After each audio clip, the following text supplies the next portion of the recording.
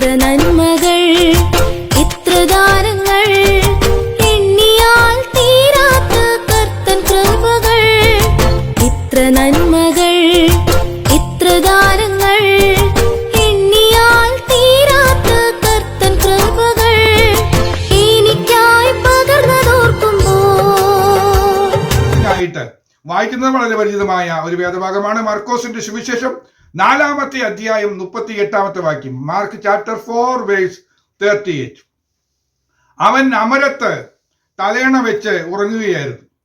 അവർ അവനെ ഉണർത്തി, ഗുരു, ഞങ്ങൾ നശിച്ചു പോകുന്നതിൽ നിനക്ക് വിചാരമില്ലയോ എന്ന് പറഞ്ഞു. എന്റെ ചിന്താവിഷയം ഇതാണ്, ഞങ്ങൾ നശിച്ചു പോകുന്നതിൽ നിനക്ക് വിചാരമില്ലയോ എന്ന് ശിഷ്യന്മാർ ചോദിച്ചു. ഈ കാലഘട്ടത്തിന്റെ ഒരു ചോദ്യമാണ്, ഇന്നത്തെ ചിന്തകൾക്കുള്ള ഒരു ചോദ്യമാണ് ഇത് തന്നെ എന്ന് ഞാൻ ചിന്തിക്കുകയാണ്. കാരണം ഞങ്ങൾ നശിച്ചു പോകുമ്പോൾ ദൈവം ഇടപെടുന്നില്ലേ? ദൈവത്തിന് എന്താ ഒരു ശ്രദ്ധയുമില്ലേ? മനുഷ്യരെ കുറിച്ച് ഒരു വിചാരവുമില്ലേ? തുടങ്ങിയ ചിന്തകൾ ഇന്ന് എല്ലാവരിലും ചോദ്യചിഹ്നമായി വരുന്ന ഒരു കാലഘട്ടമാണ്. അതുകൊണ്ട് തന്നെ എനിക്ക് പറയാനുള്ള ചില കാര്യങ്ങൾ വചനാടിസ്ഥാനത്തിൽ ചില കാര്യങ്ങൾ ഓർമ്മപ്പെടുത്തി ഉണർത്തുവാൻ, പരമാർത്ഥ ഹൃദയത്തെ ഓർപ്പിച്ചുണർത്തുവാൻ എനിക്ക് താല്പര്യമുണ്ട്. ദൈവമക്കളെ, ആ സന്ദർഭത്തെക്കുറിച്ച് വിവരിക്കേണ്ട കാര്യമില്ല. യേശുവും ശിഷ്യന്മാരുമായി പടകിൽ യാത്ര ചെയ്യുന്നു. അവർ യാത്ര ചെയ്യുന്ന സമയത്ത് കാറ്റുകൾ അടിക്കുന്നു, അത് കടല് പ്രക്ഷുബ്ധമാകുന്നു. അവർക്ക് പടകിനെ നിയന്ത്രിക്കാൻ കഴിയാതെ വന്ന ഒരു സിറ്റുവേഷൻ വന്നു. ആ സിറ്റുവേഷൻ വന്ന സമയത്ത് യേശു കർത്താവ് അമരത്ത് തലയിണ വെച്ച് ഉറങ്ങുകയായിരുന്നു. അത് കണ്ടിട്ട് അവർക്ക് വിഷമം തോന്നിയാണ് യേശുവിനെ വിളിച്ചുണർത്തിയത്. ഉണർത്തി യേശു എഴുന്നേൽക്കുന്നു. യേശു എഴുന്നേറ്റ് കാറ്റിനെ ശാസിച്ചു, കടലിനോടാണ് അനങ്ങാതിരിക്കുക, അടങ്ങുക എന്ന് പറഞ്ഞു. കാറ്റമർന്നു, വലിയ ശാന്തത ഉണ്ടായി. ഇതാണ് നമ്മൾക്ക് ആ ചിന്താവിഷയത്തിലെ പ്രസക്തമായ ഭാഗം. കർത്താവ് എഴുന്നേറ്റ് നിന്നു, എഴുന്നേറ്റിട്ട് പറഞ്ഞു, കാറ്റിനെ ശാസിച്ചു. അവിടെ ഒരു പേഴ്സണിഫിക്കേഷൻ നടന്നിട്ടുണ്ട്. കാറ്റിനെ ഒരു മനുഷ്യന് തുല്യമായി ഒരു പേഴ്സണിഫിക്കേഷൻ നടന്നിട്ടുണ്ട്. അതൊക്കെ നമുക്ക് നന്നായി അറിയാവുന്ന കാര്യമാണ്. കാരണം ഈ കാറ്റിന്റെ പിന്നിലൊക്കെയും ചില ദൂതന്മാരും ശക്തികളൊക്കെ ഉണ്ടെന്ന് വെളിപ്പാട് പുസ്തകം 7-ാം അധ്യായം വായിക്കുമ്പോഴും നമുക്ക് തിരിച്ചറിയാനായിട്ട് കഴിയുന്നുണ്ട്. കാറ്റിനെ പിടിച്ചിരിക്കുന്ന ദൂതന്മാർ എന്ന് പറയുന്നുണ്ട്. ഇതൊക്കെ ഒരു ആത്മീയ വീക്ഷണത്തിലൂടെ അദൃശ്യ മണ്ഡലത്തിലെ ചില ചിന്തകളാണ്. അത് കൃത്യമായിട്ട് കർത്താവ് അവിടെ മനസ്സിലാക്കുന്ന ആളായതുകൊണ്ട്, അതിനെക്കുറിച്ച് അറിവുള്ളത് കൊണ്ട് അങ്ങനെ തന്നെയാണ് പറയുന്നത്. ശാസിക്കുന്നു, നീ അവിടെ അടങ്ങിയിരിക്കുക എന്ന് പറയുകയാണ്. കടലിനോട് പറയുന്നു, അനങ്ങാതിരിക്കുക, നീ അനങ്ങല്ലേ എന്ന് പറഞ്ഞാൽ ജീവനുള്ളവരെ പോലെ സംസാരിക്കുകയാണ്. അതിനെ ഇളക്കുന്ന ചില ശക്തികളുണ്ട് എന്ന് പറഞ്ഞാൽ അതിന്റെ പിന്നിൽ ഈ നിർജീവ വസ്തുക്കളെ ചലനാത്മകമാക്കുന്ന അന്ധകാര ശക്തികളുണ്ട്. അതിനെ തിരിച്ചറിയുന്ന ആത്മീക മണ്ഡലത്തിൽ നിലനിൽക്കുന്നവർക്ക് മാത്രമേ അത്തരം ചലനങ്ങൾ മനസ്സിലാക്കാനായിട്ട് കഴിയുള്ളൂ. ശാസ്ത്ര ലോകത്തിന് ചില ചലനങ്ങളൊക്കെ അറിയാം. അത് ചില മെഷീൻ ഉപയോഗിച്ച് അറിയുന്ന ചില ചലനങ്ങളാണ്. എന്നാൽ എത്രയോ ചലനങ്ങൾ ഇന്നും അറിയാതിരിക്കുന്നു. ഒരു നൂറ്റാണ്ട് പിന്നിലേക്ക് പോയ പല ചലനങ്ങളും അറിയില്ലായിരുന്നു. ഭൂമിയുടെ ചലനമോ സൂര്യന്റെ ചലനമോ ഒന്നും അറിയാതിരിക്കുന്ന സിറ്റുവേഷൻ ഉണ്ടായിരുന്നു. ഭൂമി അതിന്റെ നാസ്തികത്തിൽ തൂക്കിയിട്ടിരിക്കുന്നു, ശൂന്യതയിൽ തൂക്കിയിട്ടിരിക്കുന്നു എന്ന ചരിത്രം പോലും ശാസ്ത്രം കണ്ടുപിടിച്ചത് എത്രയോ വർഷങ്ങൾക്ക് ശേഷമാണ്. അതിന് എത്രയോ വർഷങ്ങൾക്ക് മുമ്പ് വേദപുസ്തകം എഴുതി വെച്ച കാര്യമാണ് എന്ന കാര്യം പലപ്പോഴും ഈ ലോകം മറന്നുപോവുകയാണ്. കാരണം വേദപുസ്തക പരിജ്ഞാനം ഇല്ലാത്തവർക്ക് ഇതൊന്നും ചിന്തിക്കാനോ മനസ്സിലാക്കാനോ കഴിയില്ല എന്നതാണ് സത്യം. ഇവിടെ നമുക്ക് കാണാനായിട്ട് കഴിയുന്നത്, കർത്താവ് പറഞ്ഞു അടങ്ങുക, അനങ്ങാതിരിക്കുക എന്ന് പറഞ്ഞു. അവിടെ പറയുന്നത് അത് ഉടനെ തന്നെ കർത്താവിന്റെ ശബ്ദം കേട്ടിട്ട് അത് അമർന്നു എന്ന് പറയുന്നു. അടുത്തത് പറയുന്ന പദമാണ് എനിക്ക് ഇഷ്ടപ്പെട്ടത്, വലിയ ശാന്തത ഉണ്ടായി എന്ന് പറഞ്ഞാൽ ഇതിനു മുമ്പ് കടലിൽ കാണാത്ത വിധത്തിലുള്ള ഒരു ശാന്തത വന്നു. ശാന്തത വന്നതുകൊണ്ട് അവർ ആഗ്രഹിച്ച തുറമുഖത്ത് അവർക്ക് എത്താനായിട്ട് കഴിഞ്ഞു എന്നതാണ് ആ ചരിത്ര പശ്ചാത്തലം. ഇനി ഞാൻ ചിന്തകളിലേക്ക് കൊണ്ടുവരികയാണ്. ഇവിടെ പലപ്പോഴും നമ്മൾ ചിന്തിക്കുന്നത്, യേശു എന്താണ് ഇങ്ങനെ ഉറങ്ങാൻ കാരണം, തലയണയും വെച്ച് കിടന്ന് ഉറങ്ങാൻ കാരണം? യേശുവിന് മുൻകൂട്ടി എല്ലാം അറിയാമായിരുന്നു. എന്നാൽ ശിഷ്യന്മാര് ആ കാര്യത്തെക്കുറിച്ച് അത്രത്തോളം അവർക്ക് മനസ്സിലായില്ല. അതുകൊണ്ട് യേശു ചോദിച്ചു, നിങ്ങളിങ്ങനെ ഭീരുക്കളാകും എന്നത് എന്ത്? നിങ്ങൾക്ക് ഇപ്പോഴും വിശ്വാസം ഇല്ലയോ എന്ന് 2 ചോദ്യം ചോദിക്കുന്നു. നിങ്ങൾ എന്താ ഭീരുക്കളാകുന്നത്? നിങ്ങൾക്ക് വിശ്വാസം ഇല്ലേ? എന്താ അതിന് ചിന്തയ്ക്ക് ഞാനൊരു അടിസ്ഥാനം പറയാം. യേശു തലയണ വെച്ച് ഉറങ്ങുന്ന സ്ഥലം അമരത്താണ്. തലയണ വെച്ച് ഉറങ്ങുന്നത് പടകിന്റെ അമരത്ത് എന്ന് പറഞ്ഞാൽ നമുക്കൊരു കാര്യം മനസ്സിലാക്കാൻ കഴിയും. ഒരു പടക് തകരുകയാണെങ്കിൽ ആദ്യം തകരുന്ന ഭാഗം അമരമാണ്.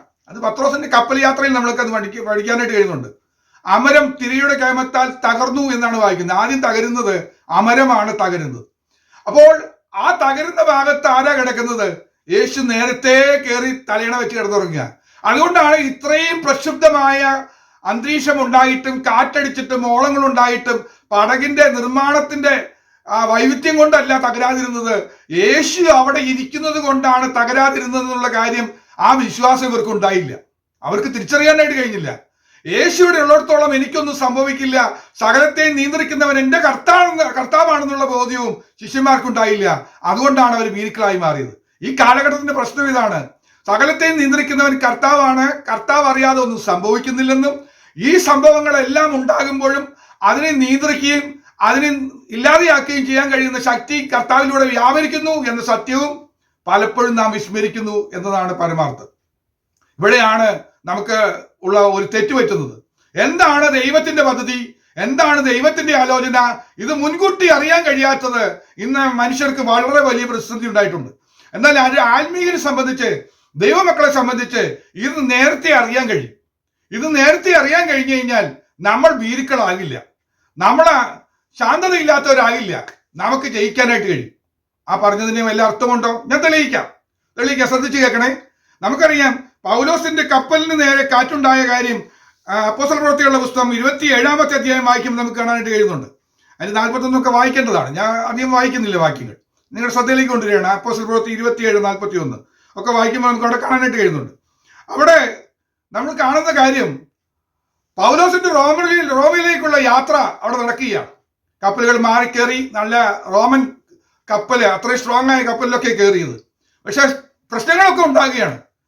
പൗലോസിനാണെങ്കിൽ വാക്തത്വം ഉണ്ട്, നീ റോമയിൽ എത്തുന്നു, അവിടെ ചെന്ന് നീ പ്രസംഗിക്കുന്നു ഒക്കെ വാക്തത്വം ഉണ്ട്. ഈ വാക്തത്വമൊക്കെ ഉള്ള പൗലോസ് യാത്ര ചെയ്യുന്ന സമയത്താണ് കപ്പല് തകരുന്നത്. കപ്പല് തകരാൻ പോവുകയാണ്. കപ്പലിനെ നിയന്ത്രിക്കാൻ പറ്റുന്നില്ല. അവർ ചരക്കൊക്കെ എടുത്ത് പുറത്തേക്ക് ഇട്ട് കളയുന്നു. എല്ലാ വിധത്തിലും പരിശ്രമം നടത്തിയിട്ട് മാനുഷിക പരിശ്രമങ്ങൾക്കൊന്നും അതിനെ നിയന്ത്രിക്കാനായിട്ട് കഴിയുന്നില്ല. കപ്പലിനെ പറ്റിയും അതിന്റെ കടൽ ജ്ഞാനം ഒക്കെ നന്നായുള്ള ഒരാൾ തന്നെയാണ് പൗലോസ്. പൗലോസിനും അറിയാം ഇതിന്റെ അന്ത്യം എന്താണെന്ന് കൃത്യമായിട്ട് അറിയാം. എന്നാൽ എന്തുകൊണ്ടാ ഇങ്ങനെ സംഭവിക്കുന്നത് എന്ന് മനസ്സിലായില്ലെങ്കിൽ പൗലോസ് തകരുമായിരുന്നു. ആ സമയത്താണ് രാത്രിയിൽ ദൈവത്തിന്റെ ദൂതൻ പൗലോസിന്റെ അടുക്കെ വന്ന് കാര്യങ്ങൾ പറഞ്ഞത്, മനസ്സിലാക്കാനായിട്ട് അവനോട് പറഞ്ഞത്, ഞാൻ സേവിക്കുന്നവൻ എന്റെ ഉടയവനുമായ കർത്താവ് ഇന്നലെ രാത്രിയിൽ എന്നോട് സംസാരിച്ചു, നേരിട്ട് സംസാരിച്ചു. ഇതെന്താണെന്ന് സംസാരിക്കുക, ഞാൻ നിന്നെ റോമയിൽ എത്തിക്കുമെന്ന് പറഞ്ഞാൽ കപ്പലിൽ എത്തിക്കണമെന്ന് ഒരു നിർബന്ധവുമില്ല. ദൈവിക ആലോചന പ്രകാരം നീ റോമയിൽ പോകുന്നതിന് മുമ്പ് വഴിയിൽ നീ മെലീത്ത ദ്വീപിൽ ഒന്ന് ഇറങ്ങണം. മെലീത്ത ദ്വീപിൽ നീ ഇറങ്ങണമെങ്കിൽ നീ ഈ ബന്ധിതനായി പോകുന്ന സമയത്ത് നിനക്ക് മെലീത്ത ദ്വീപിൽ ഇറങ്ങാൻ ഒരു സാധ്യതയില്ല. ആ ദേശത്തെ വിടുവിക്കണമെന്നത് ദൈവിക ആലോചനയാണ്. അതായത് യോനയെ നിനവേ പട്ടണത്തിലേക്ക് അയച്ചതുപോലെ ഒരു വലിയ പൈശാചിക ബന്ധനത്തിൽ, ഒരു സർപ്പബന്ധനത്തിൽ, അല്ലെങ്കിൽ ഒരു വലിയ പ്രതിബന്ധത്തിൽ കഴിയുന്ന ഒരു ജനത്തെ ദൈവമഹത്വത്തിലേക്ക് നയിക്കണം എന്നത് ദൈവാലോചനയായിരുന്നു. ആ ആലോചന നിറവേറണമെങ്കിൽ നീ യാത്ര ചെയ്യുന്ന കപ്പൽ തകരണം. പക്ഷേ കപ്പൽ തകരുമ്പോൾ നമുക്ക് മനസ്സിലാകുന്നില്ല എന്താ ഇങ്ങനെ തകരുന്നത്. ഞാനിങ്ങനെ തകരുന്നതും എന്റെ കപ്പൽ തകരുന്നതും നിന്റെ വാക്തത്വം ഉണ്ടായിട്ടും എനിക്കിതെല്ലാം സംഭവിക്കുന്നത് എന്താന്ന് ചോദിച്ച് നമ്മൾ ചോദിക്കും, കർത്താവേ ഞാൻ നശിച്ചു പോകുന്നില്ല, അങ്ങേക്ക് വിചാരമില്ലേ എന്ന് ചോദിക്കും. ഒരുപക്ഷെ പൗലോസിന്റെ യാത്ര ചോദിച്ചതാണ്. അത് ചോദിച്ചപ്പോഴാണ് ദൂതനെ ഇറക്കി വിട്ട് പൗലോസിനോട് കൃത്യമായ ആലോചന പറഞ്ഞു കൊടുത്തത്. ഇങ്ങനെയൊക്കെ തകർന്നാലും ഈ തകർച്ചയുടെ മധ്യത്തിൽ നിനക്ക് വേണ്ടിയുള്ള ജയം ഞാൻ ഒരുക്കിയിട്ടുണ്ട്.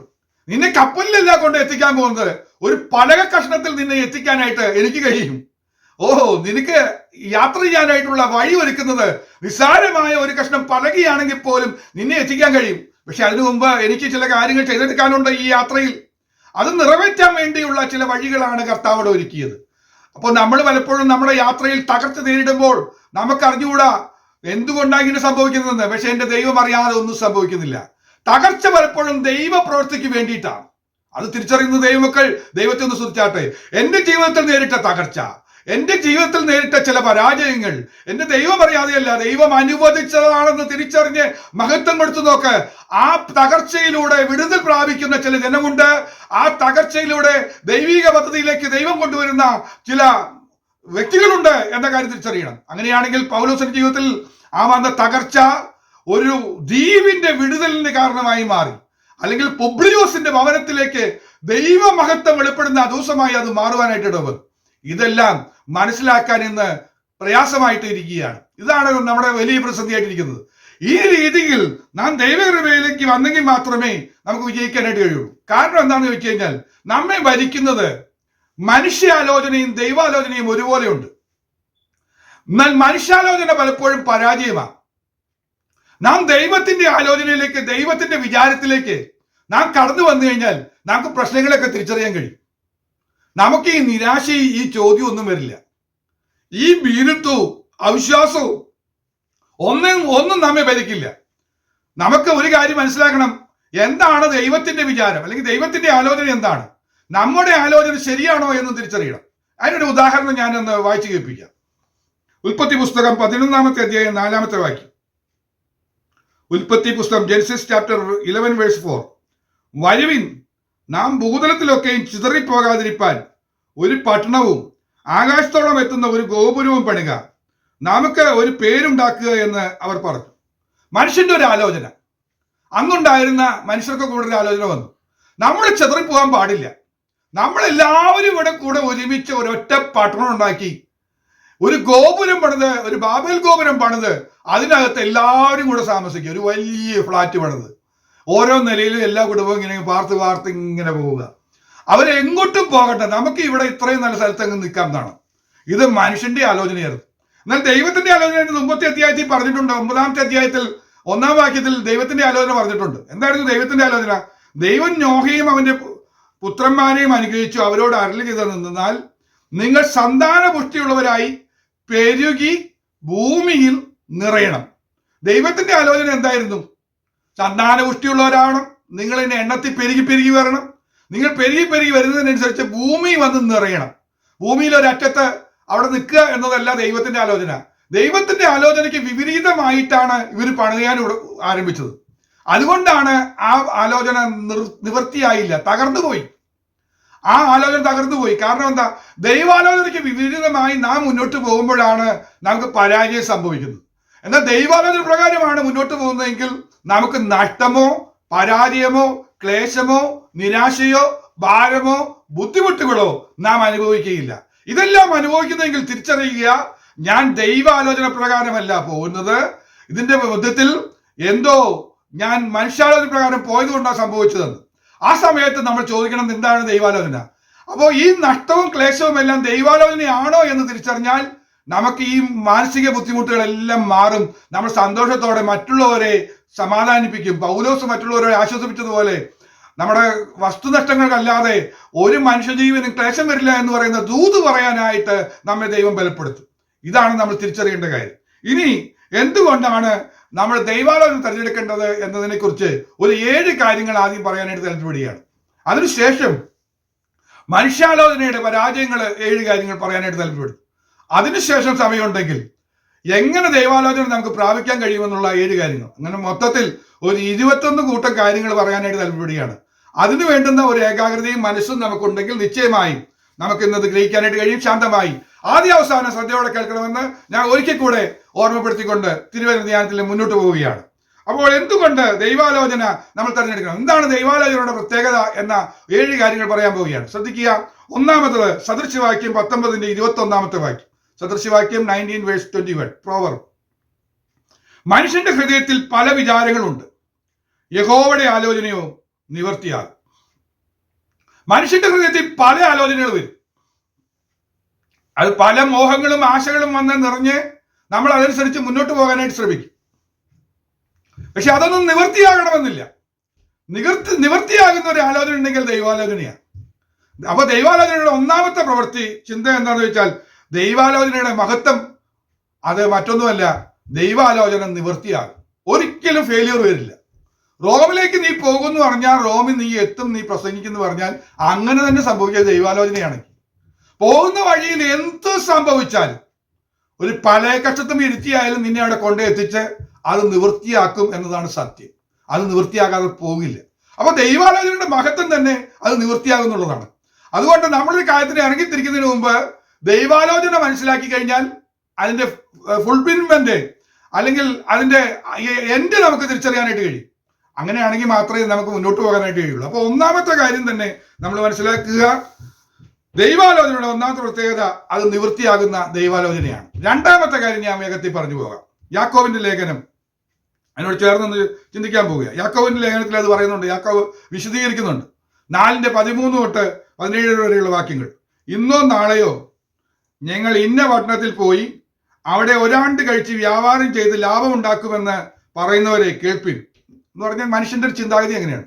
ഞാൻ ഇന്നൊരു പട്ടണത്തിൽ പോയി അവിടെ ഒരു ബിസിനസ് തുടങ്ങി ലാഭം ഉണ്ടാക്കും എന്നൊക്കെ പറഞ്ഞ് ഭയങ്കര പ്ലാനും പ്രോജക്റ്റും ഉള്ള ആളുകളോട് ഒരു ദൂത് പറയുന്നുണ്ട്. യാക്കോബ് പറയുന്ന ദൂത് ഇതാണ്. 14-ാമത്തെ വാക്യം ഞാൻ വായിക്കാം. നാളത്തേത് നിങ്ങൾ അറിയുന്നില്ലല്ലോ, നിങ്ങൾക്ക് അറിഞ്ഞുകൂടാ. ടുമോറോ എന്ത് സംഭവിക്കുമെന്ന് നിങ്ങൾക്ക് അറിഞ്ഞുകൂടാ. നിങ്ങളുടെ ജീവൻ എങ്ങനെയുള്ളത്, നമ്മുടെ ലൈഫിന്റെ ഗ്യാരണ്ടി എത്രയാണെന്ന് നമുക്കറിയില്ല. രണ്ട് പ്രധാനപ്പെട്ട കാര്യം, അല്പനേരത്തേക്ക് കാണുന്നതും പിന്നെ മറിഞ്ഞു പോകുന്നതുമായ ആവിയാണ്. അപ്പൊ നമുക്ക് ഒട്ടും ഗ്യാരണ്ടി ഇല്ലാത്ത ലൈഫ് വെച്ചിട്ട് നമ്മൾ പ്ലാനും പറഞ്ഞു ഉണ്ടാക്കിയാൽ വിജയിക്കണമെന്ന് യാതൊരു നിർബന്ധവും. അതുകൊണ്ട് നമ്മൾ ഒരിക്കലും അങ്ങനെ പറയരുത്. കർത്താവെ, അങ്ങ് അനുവദിക്കുന്ന പക്ഷം, അങ്ങയുടെ ആലോചനയാണെങ്കിൽ മാത്രം ഞാൻ ഇന്നത് ചെയ്തോളാം എന്ന് പറയുന്ന രീതിയിലേക്ക് നമ്മൾ വരണം എന്നാണ് യാക്കോബ് നമ്മളെ ബുദ്ധി ഉപദേശിക്കുന്ന നല്ലൊരു ലേഖനമാണ്. പ്രായോഗിക ജീവിതത്തെക്കുറിച്ചുള്ള വളരെയധികം നിർദ്ദേശം നൽകുന്ന ഒരു ലേഖനമാണല്ലോ യാക്കോബിന്റെ ലേഖനം. അങ്ങനെയെങ്കിൽ നിശ്ചയമായി നമ്മളോടുള്ള ദൈവിക ആലോചന മനസ്സിലാക്കാൻ നാം ഇതുപോലെ ദൈവത്തോട് ചോദിക്കാതെ യാതൊരു വിധത്തിൽ നടക്കില്ല. അപ്പൊ നമുക്ക് വായിക്കാം, എന്താ ദൈവാലോചനയുടെ മറ്റൊരു പ്രത്യേകത. രണ്ടാമത്തെ പ്രത്യേകത സങ്കീർത്തന പുസ്തകം 33:11 വാക്യത്തിൽ പറയുന്നു, യഹോവയുടെ ആലോചന ശാശ്വതമായും അവന്റെ ഹൃദയ വിചാരങ്ങൾ തലമുറ തലമുറയായും നിൽക്കുന്നു. ശ്രദ്ധിക്കുക, അവിടെ പറഞ്ഞത് ഇങ്ങനെയാണ്, യഹോവയുടെ ആലോചന ശാശ്വതമായി എന്ന് പറഞ്ഞാൽ അത് പെർമനന്റ് ആണ്, അത് യാതൊരു മാറ്റവും ഇല്ലാത്തതാണ്. അടുത്തത്, ഹൃദയ വിചാരങ്ങൾ തലമുറ തലമുറയായി നിൽക്കുന്നു എന്ന് പറഞ്ഞാൽ ദൈവത്തിന്റെ പ്ലാനിൽ നമ്മെക്കുറിച്ച് മാത്രമല്ല കാണുന്നത്, നെക്സ്റ്റ് ജനറേഷനും അതിന്റെ അടുത്ത ജനറേഷനും ഒക്കെ വരാനുള്ള ജനറേഷനും കൂടെ കണ്ടുകൊണ്ടുള്ള പ്രോജക്റ്റുകളാണ് ദൈവത്തിന്റെ. നമ്മുടെ പലപ്പോഴും പ്രോജക്റ്റ് നമ്മളിൽ മാത്രം ഒതുങ്ങുന്നതാണ്. അപ്പൊ രണ്ടാമത്തെ പ്രത്യേകത, ദൈവത്തിന്റെ ആലോചന ടെമ്പററി ആലോചനകളില്ല, താൽക്കാലികമല്ല എന്നതാണ് രണ്ടാമത്തെ പ്രത്യേകത. അപ്പൊ ദൈവാലോചനയുടെ രണ്ടാമത്തെ പ്രത്യേകത ടെമ്പററി അല്ല, താൽക്കാലികമല്ല, അത് ശാശ്വതമായുള്ള ആലോചനയാണ്, അത് തലമുറകൾക്ക് വേണ്ടിയുള്ള ആലോചനയാണ് എന്ന് കാണാനായിട്ട് കഴിയുന്നുണ്ട്. അതാണ് രണ്ടാമത്തെ കാര്യം. മൂന്നാമത്തത് വായിക്കാം. നമ്മൾ ജനിക്കുന്നതിന് മുമ്പ് നമ്മെക്കുറിച്ചുള്ള ആലോചന ദൈവം എഴുതി വെച്ചിട്ടുണ്ട്. നമ്മൾ ജനിക്കുന്നതിന് മുമ്പ് നമ്മെക്കുറിച്ചുള്ള ആലോചനകളൊക്കെ എഴുതി വെച്ചിട്ടുണ്ട്. അതൊന്ന് വായിക്കാൻ പറ്റിയാൽ മതി, നമ്മൾ രക്ഷപ്പെട്ടു. അത് മനുഷ്യന് വലിയ ആഗ്രഹമുള്ള കാര്യമാണ്. അതുകൊണ്ടാണ് മറ്റു മതങ്ങളിൽപ്പെട്ട പലരും ജാതകം എഴുതുകയൊക്കെ ചെയ്യുന്നു. കുട്ടി ജനിച്ചെന്ന് പറയുമ്പോൾ അതിന്റെ നാളും നക്ഷത്രമൊക്കെ നോക്കി എഴുതി വയ്ക്കും. അതിലെ ഭൂരിഭാഗവും ഒട്ടും നടക്കാത്ത കാര്യങ്ങളാണ്. ചിലത് യാദൃശികമായിട്ട് നടക്കാൻ സാധ്യതയുണ്ട്. കാരണം ഈ പ്രോഫസിക്കൊക്കെ ഒരു പ്രത്യേകതയുണ്ട്, 50-50 ചാൻസാണ്, നടക്കാനും നടക്കാതിരിക്കാനും ചാൻസ് ഉണ്ട്. അപ്പോൾ പകുതി ചിലപ്പോൾ സാധ്യതയൊക്കെ ഉണ്ട് എന്നതുകൊണ്ട് അവർ വിശ്വസിച്ചു പോകുന്ന. എന്നാൽ ദൈവങ്ങളെ സംബന്ധിച്ച് അങ്ങനെയല്ല. നമുക്ക് നമ്മളെക്കുറിച്ച് എഴുതി വെച്ചിട്ടുള്ള ഡയറി ഒന്ന് വായിക്കാൻ പറ്റിയ നമ്മൾ രക്ഷപ്പെട്ടു. സങ്കീർത്തന പുസ്തകം സാംസ് 139:15-17, 139:15 മുതൽ 17 വരെയുള്ള വാക്യങ്ങൾ. അവിടെ എങ്ങനെ വായിക്കുന്നു, ഞാൻ രഹസ്യത്തിൽ ഉണ്ടാക്കപ്പെടുകയും ഭൂമിയുടെ അധോഭാഗങ്ങളിൽ നിർമ്മിക്കപ്പെടുകയും ചെയ്തപ്പോൾ എന്റെ അസ്ഥികൂടം നിനക്ക് മറവായിരുന്നില്ല. ഞാൻ പിണ്ണാകാരമായിരുന്നപ്പോൾ നിന്റെ കണ്ണ് എന്നെ കണ്ടു. നമ്മള് ടൈനി ആയിട്ടിരിക്കുന്ന സമയത്ത്, സെല്ലായിട്ടിരിക്കുന്ന സമയത്ത് പോലും ദൈവത്തിന്റെ കണ്ണ് കണ്ടു. നിയമിക്കപ്പെട്ട നാളുകളിൽ ഒന്നുമില്ലാതിരുന്നപ്പോൾ അവയെല്ലാം നിന്റെ പുസ്തകത്തിൽ എഴുതിയിരുന്നു. നമ്മെക്കുറിച്ചുള്ള ദൈവാലോചന മുഴുവൻ നമ്മൾ ജനിക്കുന്നതിനോ എത്രയോ വർഷങ്ങൾക്ക് മുമ്പേ എഴുതി വെച്ചിരിക്കുക. ഇന്ന ഡേറ്റിൽ ഇത്രാം തീയതി ഇത്ര സമയത്ത് ഇത്ര നാഴിക വിനാഴികയിലൊക്കെ സാം ജനിക്കുമെന്നും അതിന്റെ അവൻ ജീവിച്ചു പോകുന്ന ഓരോ ദിവസത്തെ ഡയറി കുറിപ്പുകൾ മുഴുവൻ അവിടെ എഴുതി വെച്ചിട്ടുണ്ട്. അടുത്ത വാക്യം വായിച്ചു നോക്കി, 17-ാം വാക്യത്തിൽ ഇങ്ങനെ കാണുന്നു, ദൈവമേ നിന്റെ വിചാരങ്ങൾ എനിക്ക് എത്ര ഘനമായവ, അവയുടെ ആകത്തുകയും എത്ര വലുത്. നമ്മെക്കുറിച്ചുള്ള ദൈവത്തിന്റെ വിചാരങ്ങൾ വളരെ ഘനമേറിയതാ, സോളിഡാണ്, അത് വളരെ ബിഗ് ആണ്. അതിനെക്കുറിച്ചുള്ള ആലോചന നമുക്ക് മനസ്സിലാകുന്നില്ല. അവിടെയാണ് പരാജയം വന്നിരിക്കുന്നത്. അപ്പോ നമ്മെക്കുറിച്ചുള്ള ആലോചന ദൈവത്തിന്റെ പദ്ധതിയിൽ നേരത്തെ എഴുതി വെച്ചിട്ടുണ്ട്. ഉദാഹരണം വേണമെങ്കിൽ പറയാം. അതായത് എതിരെയുള്ള ഗ്രാമത്തിലേക്ക് തന്റെ ശിഷ്യന്മാരെ കർത്താവ് പറഞ്ഞയച്ചിട്ട് പറഞ്ഞു, അവിടെ ഒരു കഴുതക്കുട്ടിയെ കെട്ടിയിട്ടുണ്ട്, കഴുതയും കഴുതക്കുട്ടിയൊക്കെ കാണും, നിങ്ങൾ അഴിച്ചു കൊണ്ടുവരാൻ പറഞ്ഞിട്ടുണ്ട്. യേശു ജനിക്കുന്നതിന് എത്രയോ വർഷങ്ങൾക്ക് മുമ്പ്, ഏതാണ്ട് 600 വർഷങ്ങൾക്ക് മുമ്പേ ഈ സന്ദർഭത്തെക്കുറിച്ച് പ്രവചനം എഴുതി വെച്ചിട്ടുണ്ടായിരുന്നു. ഈ കഴുതക്കുട്ടിയെ കുറിച്ചുള്ള പ്രവചനം എഴുതി വെച്ചിട്ടുണ്ടായിരുന്നു. ഒരു കഴുതക്കുട്ടിയെ കുറിച്ചുള്ള പ്രവചനം ആ കുട്ടി ജനിക്കുന്നതിന് എത്രയോ വർഷങ്ങൾക്ക് മുമ്പ്, ഒരു 600 വർഷങ്ങൾക്ക് മുമ്പ് എഴുതി വെച്ചതും അത് അതേപടി നിവൃത്തിയായി. അയച്ചുകൊണ്ടിരുന്നു, യേശു വാഹനമേറുന്നു, ആ സംഭവങ്ങളൊക്കെ അവിടെ വിവരിച്ചു വെച്ചിരിക്കുക. അങ്ങനെയാണെങ്കിൽ നിസ്സാരമായ ഒരു കഴുതയുടെ ഭാവിയെ കുറിച്ച് പോലും ദൈവത്തിന്റെ പദ്ധതിയിൽ വാഗ്ദാനമായി അതിനെക്കുറിച്ചുള്ള എല്ലാ പ്ലാനും എഴുതി വെച്ചിട്ടുണ്ടെങ്കിൽ എത്രയോ വിശേഷതയുള്ള നമ്മെക്കുറിച്ചുള്ള എഴുതി വെച്ചിരിക്കുന്ന കാര്യങ്ങൾ എത്രയോ ഘനമേറിയതാണ്. അപ്പോ മൂന്നാമത്തെ പ്രത്യേകത, ദൈവത്തിന്റെ വിചാരങ്ങളെല്ലാം ഘനമേറിയവയാണ്. അത് എത്ര ഘനമേറിയതും അവയുടെ ആകത്തുക വലിയതുമാണ്. അതിന്റെ ടോട്ടൽ വാല്യൂ നോക്കി കഴിഞ്ഞാൽ വളരെ വലുതാണ് എന്ന് കാണാനായിട്ട് കഴിയും. ഇതാണ് നമ്മൾ തിരിച്ചറിയുന്നത്. അപ്പോൾ വാഗ്ദത്തം ഉള്ളതിനെ വീണ്ടെടുക്കാൻ കർത്താവ് വരും. നമുക്ക് വാഗ്ദത്തം ദൈവം തന്നിട്ടുണ്ടെന്ന് വിശ്വസിക്കുക. കർത്താവ് പ്രതിസന്ധികളുടെ മധ്യത്തിൽ വരിക തന്നെ ചെയ്യും. നമ്മളെ കുറിച്ച് എഴുതി വെച്ചിരിക്കുന്ന കാര്യങ്ങൾ നിവർത്തിയാകാതെ ഒരു പ്രതിസന്ധിക്കും നമ്മളെ കൊണ്ടുപോകാൻ കഴിയില്ല. ഈ ലോകം ചിന്തിച്ചത് അതാണ്. കോവിഡ് വന്നപ്പോൾ ദൈവം പ്രവർത്തിച്ചില്ലെന്ന് ചിന്തിച്ചു. എന്നാൽ കോവിഡിനെ ശാന്തമാക്കിയത് ആരാണെന്ന് ചിന്തിക്കാൻ അവർക്ക് കഴിയുന്നില്ല. കോവിഡിന്റെ ശേഷം സംഭവിച്ച കാര്യങ്ങൾ എന്താണെന്ന് മനസ്സിലാക്കാനായിട്ട് കഴിയുന്നില്ല. കോവിഡ് വരുന്നതിന് മുമ്പ് ദൈവം ഒരുക്കിയ വഴികൾ എന്തൊക്കെയാണെന്ന് മനസ്സിലാക്കാൻ കഴിഞ്ഞില്ല. ദൈവവിശ്വാസം നഷ്ടപ്പെട്ടു പോകുന്നതിന് കാരണമായില്ല. എല്ലാവർക്കും ആരാധനയ്ക്ക് പള്ളിയിൽ പോകാൻ കഴിഞ്ഞില്ലെങ്കിൽ പോലും ദൈവത്തിന്റെ പദ്ധതി കിടക്കുന്നത് നിങ്ങൾ ഊമവിഗ്രഹങ്ങളെ സേവിക്കുന്നവരാകരുത്. നിങ്ങൾ നിങ്ങളുടെ വീട്ടിനകത്ത് നിങ്ങളുടെ ഹൃദയത്തിലുള്ള ദൈവത്തെ വിളിച്ചറിയാൻ അവസരം ഒരുക്കുന്ന ഒരു വലിയ സന്ദർഭം കൂടിയായിരുന്നു. അത് എത്രയോ വർഷങ്ങൾക്ക് മുമ്പ് എഴുതി വെച്ച പദ്ധതിയാ. അതിനു വേണ്ടുന്ന എല്ലാ കാര്യങ്ങളും ക്രമീകരണങ്ങളും ദൈവം ചെയ്തു വെച്ചു. അതിന് വേണ്ടുന്ന ടെക്നോളജി ദൈവം വെളിപ്പെടുത്തി തന്നു, ക്രമീകരണങ്ങൾ ചെയ്തു തന്നു. അതൊക്കെ എത്രയോ മഹത്തരമായ കാര്യമാണ്. ഇപ്പോൾ ആളുകൾ പറയുന്ന ഒരു ഭാഗം കൂടെ ഞാൻ പറയാം. ഇപ്പൊ ആളുകൾ പറയുന്നത് ആർട്ടിഫിഷ്യൽ ഇന്റലിജൻസ് വന്നപ്പോ ഇനി ദൈവത്തിന് സ്ഥാനമില്ലെന്ന് പറയാൻ തുടങ്ങി. എന്നാ വിവരക്കേടാന്ന് ആലോചിച്ച് ചിന്തിക്കാനുണ്ടോ? കാരണം പറയുന്നത് അറിയോ, ആർട്ടിഫിഷ്യൽ ഇന്റലിജൻസിന് ഒരു അല്പം കൂടെ ഡെവലപ്മെന്റ് വന്നു കഴിഞ്ഞാൽ മനുഷ്യന്റെ ബുദ്ധിയേക്കാൾ കവർ ചെയ്യുന്ന ബുദ്ധിയായിട്ട് അത് മാറും. ഇന്ന് പ്രവചിക്കാൻ കഴിയാത്ത പല കാര്യങ്ങളും ആർട്ടിഫിഷ്യൽ ഇന്റലിജൻസ് ഡേറ്റ് വെച്ച് പ്രവചിക്കാൻ സാധ്യതയുണ്ട്. ശരിയാണ്, സംശയമില്ല. എന്താ കാരണം? അതിന് ഡാറ്റകളെല്ലാം കളക്ട് ചെയ്ത് വരുമ്പോൾ റിപ്പീറ്റ് ചെയ്ത് വരുന്ന കാര്യങ്ങൾ, കാലാവസ്ഥ ഇത്ര വർഷം കഴിയുമ്പോൾ അത് വീണ്ടും ആവർത്തിക്കപ്പെടും. ഒരു കാറ്റ് വന്ന് എത്ര വർഷം കഴിയുമ്പോൾ ആവർത്തിക്കപ്പെടും. ഒരു വരൾച്ച എത്ര വർഷം കഴിയുമ്പോൾ ആവർത്തിക്കപ്പെടും. അതേപോലെ മഴ പെയ്യുന്നതും പെയ്യാതിരിക്കുന്ന കാര്യങ്ങളെ കുറിച്ചുള്ള ഡാറ്റകളൊക്കെ കിട്ടിക്കഴിയുമ്പോൾ ഈ ആർട്ടിഫിഷ്യൽ ഇന്റലിജൻസ് വഴി മുൻകൂട്ടി പലതും പ്രവചിക്കാൻ കഴിയും. അപ്പൊ പറയും ദൈവത്തിന് പ്രവചിക്കാൻ കഴിയാത്ത കാര്യങ്ങൾ ഈ ആർട്ടിഫിഷ്യൽ ഇന്റലിജൻസ് ഈ AI സഹായത്തോടെ വന്നു. ഇനി ദൈവത്തിന് എന്ത് സ്ഥാനം എന്നൊക്കെ ചോദിച്ച് ഒരു നിരീശ്വരവാദത്തിലേക്ക് പോകും. ഞാൻ വിളിച്ചു പറയാം, പ്രവചിച്ച് ഞാൻ പറയാം, ഇത് പോകുന്നത് 1-2 തലമുറയ്ക്ക് മാത്രമേ സാധിക്കുള്ളൂ. മൂന്നാമത്തെ തലമുറ വരുമ്പോൾ ഈ ആർട്ടിഫിഷ്യൽ ഇന്റലിജൻസ് വേണ്ട എന്ന് പറയുന്ന രീതിയിലേക്ക് വരും. ഞാൻ തെളിവ് പറയാം എന്താ സംഭവിക്കാൻ പോകുന്നതെന്ന് മുൻകൂട്ടി പറഞ്ഞു തരാം. ഈ ആർട്ടിഫിഷ്യൽ ഇന്റലിജൻസിന് കുറെ പരാജയമുണ്ട്. നമ്മുടെ ഹൃദയ വിചാരങ്ങൾ, ഹൃദയത്തോട് ചേർത്ത് വെക്കുന്ന ഹൃദയത്തിന്റെ ഭാഷയൊന്നും അതിനറിയില്ല. അത് മനുഷ്യൻ നഷ്ടപ്പെട്ടു പോയതാണ് ഈ ആത്മീയയിൽ നിന്ന് അകന്നു പോകാനുള്ള കാരണം. ഹൃദയത്തോട് നമ്മൾ പറയാറില്ലേ, ഹാർട്ട് ഫെൽറ്റ് കൺട്രോളൻസ്, ഹൃദയത്തിന്റെ ഉള്ളിൽ നിന്ന്. നമ്മളെ ബുദ്ധി കൊണ്ട് ചിന്തിക്കുന്നതല്ല, ഹൃദയം കൊണ്ട് ചിന്തിക്കുക. നമ്മളെ ചിന്തിക്കുമ്പോൾ പറയുമ്പോൾ ഹൃദയത്തിന് ചിന്തിക്കാൻ കഴിയുമെന്ന് അല്ല. മനുഷ്യന്റെ ഒരു വികാരത്തിന്റെ ഒരു കേന്ദ്രമുണ്ട്, ഹാർട്ടിൽ നിന്ന് കിട്ടുന്നത്. ഹാർട്ടിലേക്ക് കിട്ടുന്നത് കിട്ടിക്കഴിയുമ്പോൾ നമുക്ക് ബുദ്ധിയുടെ കാര്യം ഒന്നും തോന്നില്ല. ബുദ്ധിയുടെ മൂശയിൽ നമ്മൾ എന്ത് ഉത്തരം കണ്ടെത്തിയാലും കുറച്ച് കഴിയുമ്പോൾ ചോദ്യങ്ങൾ വന്ന് അത് നഷ്ടപ്പെട്ടു പോകും, അതിനെ ചോദ്യം ചെയ്യപ്പെടും. എന്നാൽ ഹൃദയത്തിൽ കിട്ടിയ തെളിഞ്ഞു കിട്ടിയ ഒരു കാര്യം ഉണ്ടെങ്കിൽ ഹൃദയത്തിന്റെ ഭാഷയിലേക്ക് അത് രേഖപ്പെടുത്തി കഴിഞ്ഞാൽ ഒരു ചോദ്യം പിന്നെ വരില്ല, അവശേഷിക്കില്ല. അത് ക്ലിയർ ആയിരിക്കും. ഇനി ഞാൻ ഒന്നുകൂടെ വിശദമാക്കാം. ഈ ആർട്ടിഫിഷ്യൽ ഇന്റലിജൻസിന്റെ പരാജയം പറയാം. ഇന്നിപ്പോ TV ഒരു റോസാപ്പൂ കാണിച്ചു കഴിഞ്ഞാൽ ആ റോസാപ്പൂവിന്റെ മണമൊന്നും നമുക്ക് കിട്ടുന്നില്ല. അവിടെ കാറ്റടിക്കുന്നുണ്ടെങ്കിൽ ആ കാറ്റ് ഫീൽ ചെയ്യുന്നില്ല. അടുത്ത സെറ്റ് വരാൻ പോകുന്നത് ഇതെല്ലാം നമുക്ക് ഫീൽ ചെയ്യുന്ന രീതിയിലേക്ക് കൊണ്ടുവരാൻ തുടങ്ങും. കാരണം ഈ ഫീലിംഗ് ഇല്ലെങ്കിൽ മനുഷ്യന്റെ ബുദ്ധി കൊണ്ട് ഒരു പ്രയോജനവും ഇല്ല എന്നുള്ള സത്യം തിരിച്ചറിയാൻ പോകും. 1-2 ജനറേഷൻസ് ഇപ്പോഴത്തെ ആർട്ടിഫിഷ്യൽ ഇന്റലിജൻസിന്റെ പിന്നാലെ പോകും. അത് കഴിയുമ്പോൾ മനസ്സിലാവും, ഇതിന്റെ പരാജയം മനസ്സിലാക്കി അടുത്തത് കണ്ടുപിടിക്കാൻ ശ്രമിക്കും. എങ്ങനെയും ഈ രീതിയിലേക്ക് എത്തണം. ഒരു ഫ്ലവർ കാണിച്ചാൽ ആ ഫ്ലവറിന്റെ മണം കിട്ടണം. ആ പ്രദേശത്തുള്ള ശീതളക്കാറ്റ് അടിക്കുന്നു എന്ന് പറയുമ്പോൾ ആ കാറ്റ് നമുക്ക് ഫീൽ ചെയ്യാൻ തുടങ്ങണം. ഇത് പറ്റുമോ എന്നുള്ള ശ്രമം നടത്തും, ഇല്ലെങ്കിൽ പരാജയം വരും. അവിടേക്ക് എത്തുമ്പോൾ നമ്മൾ വീണ്ടും ഹൃദയത്തിന്റെ ഭാഷയിലേക്കും ഹൃദയത്തിലേക്കും കടന്നു വരികയും ദൈവത്തെ വീണ്ടും തിരിച്ചറിയാനായിട്ട് കഴിയും. അതാണ് ഇതിന് സംഭവിക്കാൻ പോകുന്ന കാര്യം. അപ്പോൾ ഇവിടം കൊണ്ട് അവസാനിക്കുന്ന കാര്യമൊന്നല്ല. അതുകൊണ്ട് നമുക്ക് പലപ്പോഴും നമുക്കുള്ള കാര്യങ്ങളെക്കുറിച്ച് മനസ്സിലാക്കാൻ കഴിയാതെ പരാജയപ്പെട്ടുകൊണ്ടിരിക്കുകയാണ്. ദൈവാലോചനയുടെ ഭാഗത്തേക്ക് നമ്മൾ എത്തിക്കഴിഞ്ഞാൽ മാത്രമേ വിജയിക്കാനായിട്ട് കഴിയുള്ളൂ. ഞാൻ ഇങ്ങനെ വിശദീകരിച്ചു പോയാൽ ഏറെ സമയം മുന്നോട്ട് പോകും. അതുകൊണ്ട് ഞാൻ 4-ാമത്തെ കാര്യത്തിലേക്ക് വായിക്കാം. യെശയ്യാ പ്രവചനം 14-ാമത്തെ അധ്യായം 27-ാമത്തെ വാക്യം. ഐസയ്യാ ചാപ്റ്റർ 14:27. സൈന്യങ്ങളുടെ യഹോവ നിർണയിച്ചിരിക്കുന്നു, അത് ദുർബലമാക്കുന്നവൻ ആർ, അവന്റെ കൈ നീട്ടിയിരിക്കുന്നു, അത് മടക്കുന്നവൻ ആർ. അപ്പൊ നാലാമത്തെ കാര്യം, ദൈവാലോചനയുടെ നാലാമത്തെ പ്രത്യേകത, അത് ദുർബലമാക്കാൻ ആർക്കും കഴിയില്ല.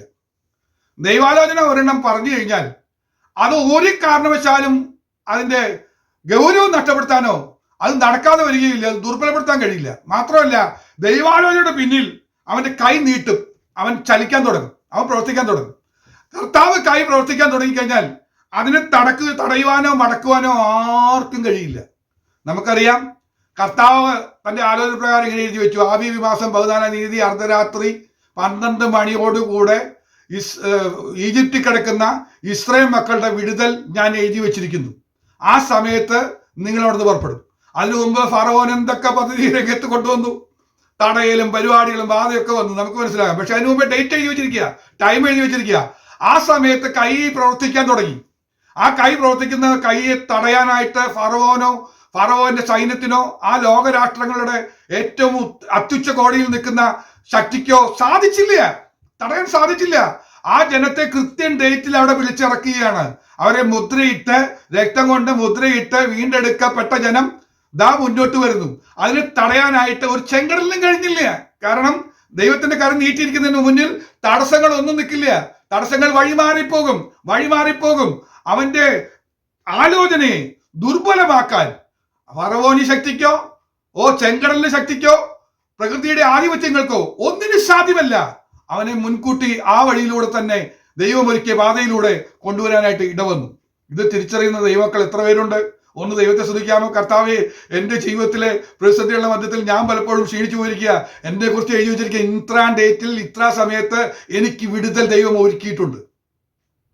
അതുവരെ ഉണ്ടായിരുന്ന പ്രതിസന്ധി എന്താണെന്ന് ചോദിച്ചാൽ ദൈവമഹത്വം വെളിപ്പെടുത്താനാ. നീ മാത്രമല്ല അനുഭവിക്കാൻ പോകുന്നത്, നീയുമായി ബന്ധപ്പെട്ട ഒത്തിരി പേര് ഇത് തിരിച്ചറിയും. എന്താ തെളിവ്? ഞാൻ ഒന്നും കൂടെ പറയാം. ഇസ്രായേൽ മക്കൾ ചെങ്കടൽ കടന്ന് പോരാൻ നിന്നപ്പോ, ഈ അർദ്ധരാത്രി പുറപ്പെട്ടപ്പോ, ആ ഈജിപ്തിൽ ഉണ്ടായിരുന്ന ഇസ്രായേൽ മക്കളെ കൂടാതെ അവിടെ അന്നുണ്ടായിരുന്ന അന്യദൈവങ്ങളെ, കാളക്കുട്ടിയെ സേവിക്കുന്ന ഒരു കൂട്ടം ആളുകൾ തിരിച്ചറിഞ്ഞിട്ട് പറഞ്ഞു, നിങ്ങളുടെ കൂടെ ഞങ്ങൾക്കും ഈ ദൈവത്തെ ഒന്ന് ആരാധിക്കണം എന്ന് പറഞ്ഞ് അവർ ഇവരുടെ കൂടെ പോന്നിട്ടുണ്ട്. അപ്പൊ ചെങ്കടൽ കടന്ന് പോരുന്ന കൂട്ടത്തിൽ ഒരു കൂട്ടം ആളുകളും കൂടെ അവിടുന്ന് പുറപ്പെട്ടിട്ടുണ്ട്. അതിനെക്കുറിച്ച് എഴുതിയിരിക്കുന്നത് സമ്മിശ്ര ജാതി എന്നാണ് എഴുതിയിരിക്കുന്നത്. സമ്മിശ്ര ജാതിയും കൂടെ അവർ പിന്നാലെ ഫോളോ ചെയ്യുന്നുണ്ട്. എന്താ കാരണം?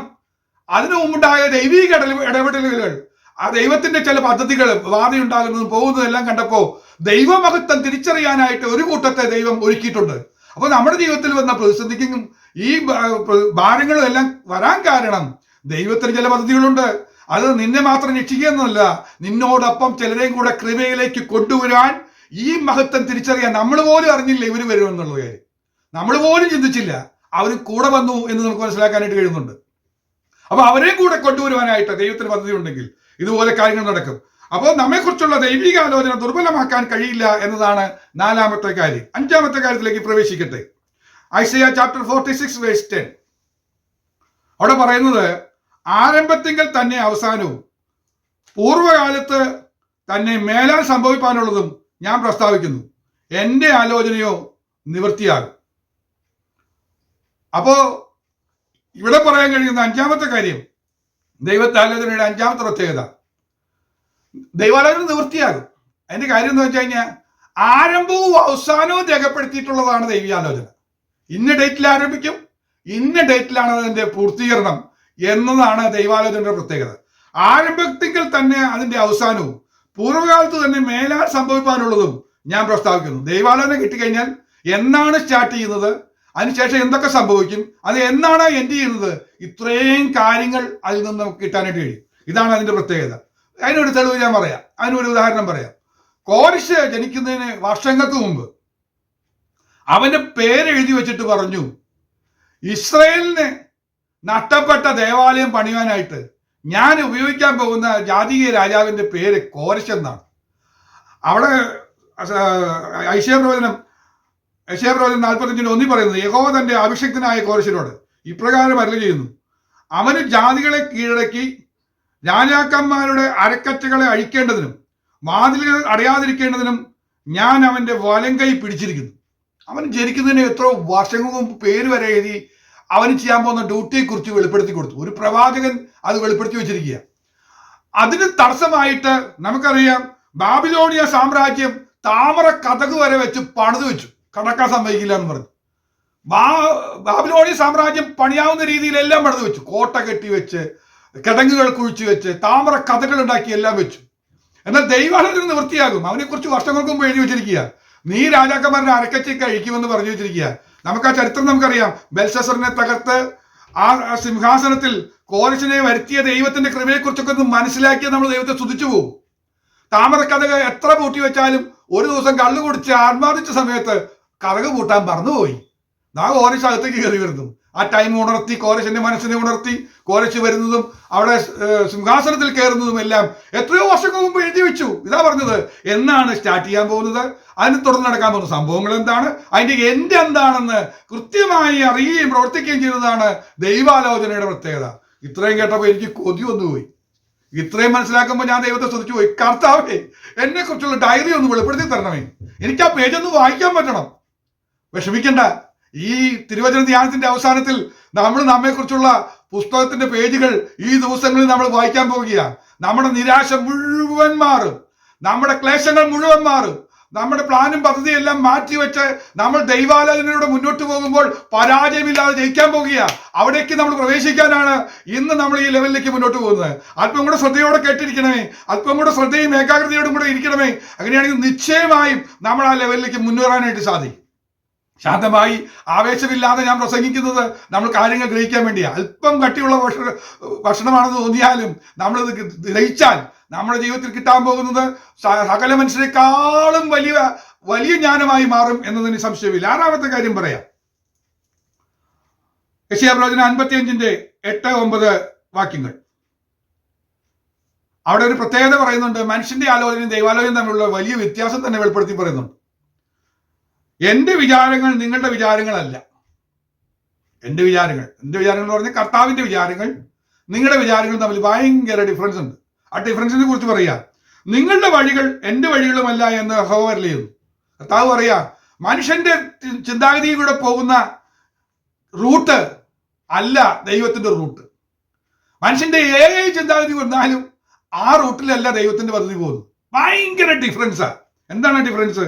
അവിടെ പറയാണ്, ആകാശം ഭൂമിക്ക് മീതെ ഉയർന്നിരിക്കുന്ന പോലെ എന്റെ വഴികൾ നിങ്ങളുടെ വഴികളിലും എന്റെ വിചാരങ്ങൾ നിങ്ങളുടെ വിചാരങ്ങളിലും ഉയർന്നിരിക്കുന്നു എന്ന് പറഞ്ഞാൽ ഇത് തമ്മിലുള്ള ഡിഫറൻസ് ചോദിച്ചു കഴിഞ്ഞാൽ ഭൂമിയും ആകാശവും തമ്മിലുള്ള ഡിസ്റ്റൻസ് എത്രയുണ്ടോ അത്രയും വലിയ ഡിസ്റ്റൻസിലാണ് ഈ രണ്ട് ആലോചനയും കൂടെ പോകുന്നത്.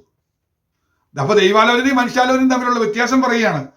കർത്താവിന്റെ വിചാരങ്ങൾ നമ്മുടെ വിചാരങ്ങളെക്കാളും ഒത്തിരി ഉയർന്നതാണ്, ഹൈ ആയിട്ടുള്ള കാര്യങ്ങളാണ്. എന്ന് പറഞ്ഞാൽ നമ്മുടെ ആലോചന എപ്പോഴും ഈ ഭൂമിയിൽ നമ്മൾ ഒടുങ്ങിത്തീരുന്നത് വരെയുള്ള ചിന്തഗതി നമുക്കുള്ളൂ. അപ്പൊ അതിനു വേണ്ടിയുള്ള കാര്യങ്ങളാണ് നമ്മൾ പ്ലാനും പദ്ധതി ഒതുക്കുന്നത്. നമ്മളെ കുറിച്ചുള്ള ദൈവത്തിന്റെ വിചാരം എന്താ അറിയോ? ഏറ്റവും വലിയ വിചാരം എന്താ അറിയോ? നിത്യതയാ. നമ്മൾ നിത്യതയെ കാണണമെന്ന ദൈവത്തിന്റെ വിചാരം. നമ്മെക്കുറിച്ചുള്ള ദൈവത്തിന്റെ ഏറ്റവും വലിയ വിചാരം എന്താ? മറന്നു പോകരുത്, നിത്യതയാണ്. അപ്പൊ ഈ കാര്യങ്ങളൊക്കെ നമ്മുടെ ജീവിതത്തിൽ വരുന്നാലും ദൈവത്തിന്റെ ലക്ഷ്യം എന്താണ്? അൾട്ടിമേറ്റ് ലക്ഷ്യത്തിലേക്ക് ദൈവം നമ്മെ എത്തിക്കും. അത് നിത്യതയിൽ എത്താനുള്ള വഴിയാണ്. നമുക്ക് ഒത്തിരി നന്മകൾ തന്ന് ദൈവത്തെ തള്ളിപ്പറയുന്നവരായി മാറാതിരിക്കാൻ ചിലപ്പോ ചില കഷ്ടങ്ങളുടെ വഴിയിലൂടെ, ക്ലേശങ്ങളുടെ വഴിയിലൂടെ, ഇടുക്ക് വഴിയിലൂടെ, ഞെരുക്കത്തിന്റെയും ക്ലേശത്തിന്റെയും വഴിയിലൂടെ ചിലപ്പോൾ നമ്മെ നയിച്ചെന്ന് വരാം. ലക്ഷ്യം വേറൊന്നുമല്ല. ദൈവത്തിന്റെ ആലോചനയിൽ, ദൈവിക പദ്ധതിയിൽ ഏറ്റവും വലിയ കാര്യം നിത്യതയാണ്. നിത്യതയാണ് ഏറ്റവും വലുത് എന്നത് നമ്മൾ മനസ്സിലാക്കണം. അപ്പൊ അവിടേക്കുള്ള ആലോചനയിലേക്കാണ് നമ്മൾ കൊണ്ടുപോകുന്നത്. ഇതാണ് ഡിഫറൻസ്. ഇത്രയും വലിയ ഡിഫറൻസ് ഉണ്ടെന്നുള്ളതാണ് ആറാമത്തെ കാര്യം. ഏഴാമത്തെ കാര്യം ഞാൻ വായിക്കാം. യെശയ്യാപ്രവചനം തന്നെ 64-ാമത്തെ അധ്യായം 3-ാമത്തെ വാക്യം.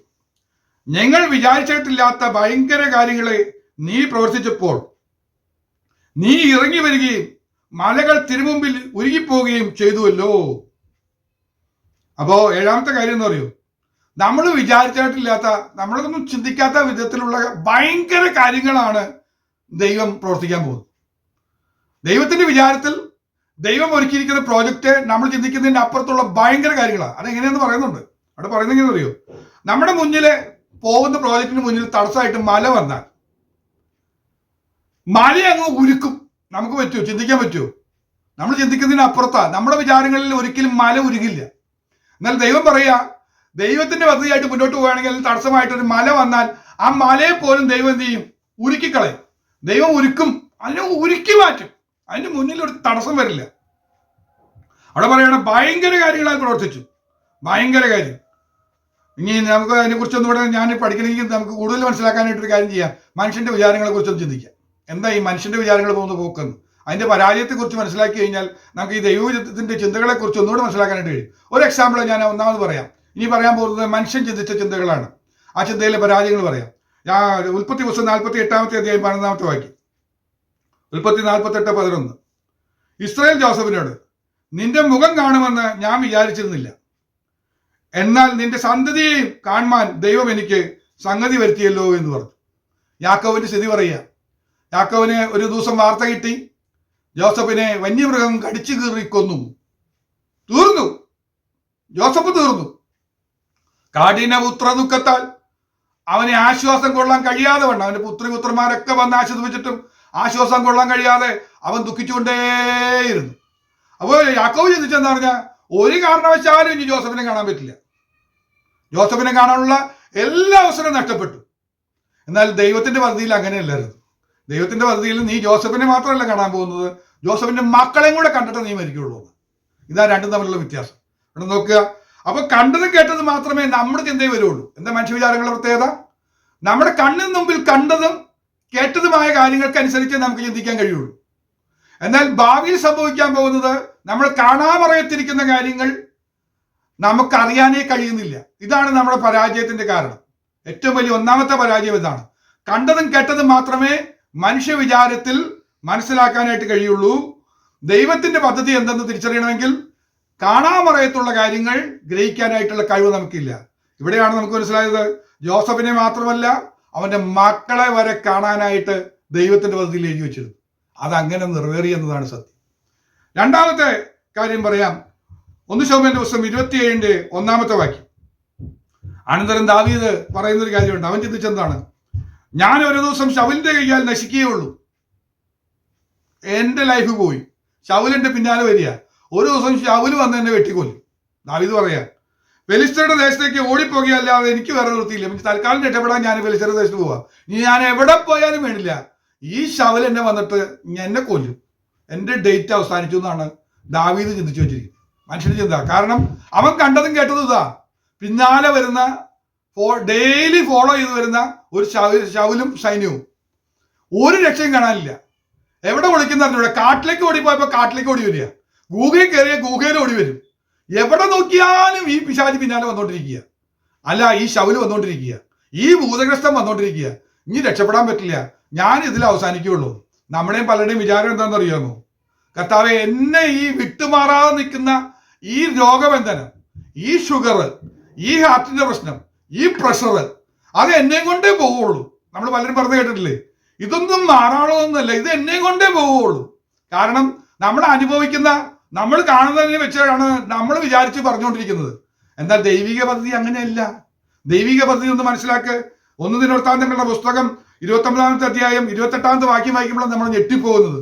ദാവീദ് ഇതൊക്കെ ചിന്തിച്ചു വെച്ചെങ്കിലും അവിടെ പറയുന്നത് ഇങ്ങനെയാണ്: അവൻ നന്നാം വയസ്സ് ചെന്നവനും ആയുസ്സും ധനവും മാനവും തികഞ്ഞവനായി മരിച്ചു.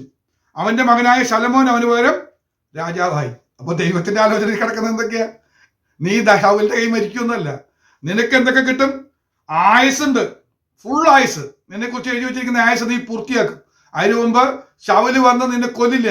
ഒന്നുകൂടെ പറഞ്ഞാൽ, നിന്റെ ആയുസിന്റെ ഡേറ്റ് പൂർത്തിയാകുന്നതിന് മുമ്പ് നിന്നെ ബാധിച്ച രോഗം നിന്നെ കീഴടക്കി കൊല്ലുകയില്ല. വിശ്വാസത്തോടെ രാമൻ പറഞ്ഞാട്ടെ, വിശ്വാസത്തോടെ രാമൻ പറഞ്ഞാട്ടെ. എന്നെ കുറിച്ചുള്ള ദൈവിക പദ്ധതിയിൽ ദൈവം ഉദ്ദേശിക്കുന്നത് നിനക്ക് കാലസമ്പൂർണനായി അതിന്റെ ആയുസ് പൂർത്തിയാക്കാൻ നിനക്ക് കഴിയും. ആ ആയുസ് പൂർത്തിയാക്കുന്നതിനിടയ്ക്ക് നിനക്ക് ലഭിക്കാനുള്ള സകല ധനവും മാനവും തികഞ്ഞവനായി. അവിടെ പറയുന്നത് ഇങ്ങനെയാണ്: ആയുസ്സും ധനവും മാനവും ഫുൾഫില്ല് ചെയ്തിട്ടേ നീ മരിക്കുള്ളൂ. എന്നിട്ടോ നിന്റെ തലമുറയെ കുറിച്ചുള്ള കാര്യം കൂടെ നിനക്ക് മനസ്സിലാക്കാനായിട്ട് കഴിയും. ദാവീദ് ശലോമോനെ രാജാവാക്കി വെക്കുകയാണ്. ശലോമോനെ കുറിച്ച്, അല്ലെങ്കിൽ തന്റെ മകനെ കുറിച്ചുള്ള പ്രോജക്റ്റും കൂടെ ഒരുക്കിയതിനു ശേഷമാണ് ദാവീദ് മരിക്കുന്നത്. ഇതാണ് നമ്മൾ മനസ്സിലാക്കേണ്ട ഏറ്റവും വലിയ ഒരു പരമാർത്ഥം. ഇത് പലപ്പോഴും നമുക്ക് അറിയാത്തത് കൊണ്ട് നമുക്ക് വളരെ പ്രശ്നം ഉണ്ടായിട്ടുണ്ട്. സുവിശേഷത്തിൽ വായിക്കുന്നുണ്ട്, സമയം വരായ്കൊണ്ട് അവർക്ക് യേശുവിനെ കൊല്ലാൻ കഴിഞ്ഞില്ല എന്ന് വായിക്കുന്നുണ്ട്. ടൈം വെച്ചിട്ടുണ്ട് ദൈവം. അതിനു മുമ്പ് നിന്നെ കൊല്ലാനോ നിന്റെ ആയുസ് തീർക്കാനോ ഒരു ശക്തിക്കും കഴിയില്ല. ആമേന്നോട് പറയണം. ഇന്ന് നീ ചിന്തിക്കുന്നുണ്ടല്ലോ, ഈ രോഗം എന്നെ കൊല്ലും, ഈ രോഗം എന്നെ കീഴടക്കും, എന്റെ തലമുറയുടെ ആയുസ് എണ്ണപ്പെട്ടിരിക്കുന്നു, ഇതൊക്കെ നീ പറഞ്ഞു വെച്ചിരിക്കുന്ന ചിന്തകളെ ഇന്ന് മായ്ച്ചു കളയണം.